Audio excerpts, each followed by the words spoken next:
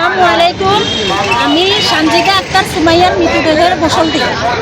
আমি ওনার দেহের মধ্যে যতগুলো মায়ের চিহ্ন দেখেছি, কত বিখ্যাতভাবে তারে নির্যাতিতভাবে আঘাত করা হয়েছে এবং কি ওনার ঘাড়ে অনেকগুলা এই জায়গায় ওই জায়গায় অনেকগুলো মায়ের চিহ্ন কালো কালো হয়ে রয়েছে।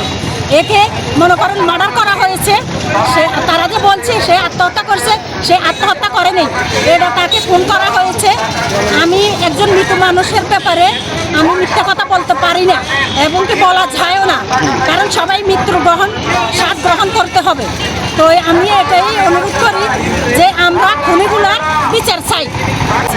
আমি কোনো লাশের গায়ে এরকম কোনো ক্ষতবিক্ষতর চিহ্ন দেখি নেই। এই জীবনের পাশে সানজিদা আক্তার সুমাইয়ার ক্ষতবিক্ষত দেখেছি।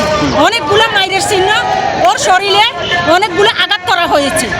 ওকে মনে করেন নির্যাতন করে ওকে মেরে ফেলা হয়েছে। আমরা খুনির ফাঁসি চাই। ওরা যারা ওনাকে মনে করেন জড়িতভাবে মেরেছে, ওদের আত্মীয় যারা যারা জড়িত, আমি তাদেরকে ফাঁসির আড়তে দেখতে চাই।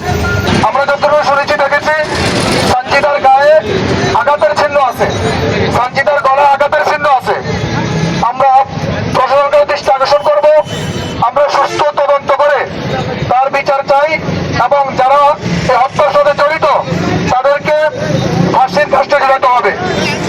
না হয় আমরা বারবার দেখেছি এই জায়গা থেকে আমরা বারবার বিচারের দাবি জানিয়েছি, কিন্তু যতবারই বিচারের দাবি জানিয়েছি কোনো এক অদৃশ্য শক্তির বলে কখনো আমাদের বিচারগুলি আমরা কখনো পাই না। যদি এভাবে চলতে থাকে আজকে একজনের মায়ের বুক খালি হয়েছে, আরেকদিন আরেকজনের মায়ের বুক খালি হবে। আমরা এভাবে মায়ের বুক খালি হতে দেখতে চাই না, নারী নির্যাতন এভাবে আমরা চাই না। অতএব যারা এই হত্যাকাণ্ডের সাথে জড়িত সতাবাইয়া গোপালবাড়ি ইব্রাহিমের পরিবার যদি সুস্থ তদন্তে তারা দোষী সাব্যস্ত হয়, অবশ্যই তাদেরকে আইনের আওতায় এনে তাদেরকে কঠিন শাস্তির মুখোমুখি করতে হবে এবং আমাদের দাবি তাদেরকে ফাঁসির কাজটা ঝুলাতে হবে।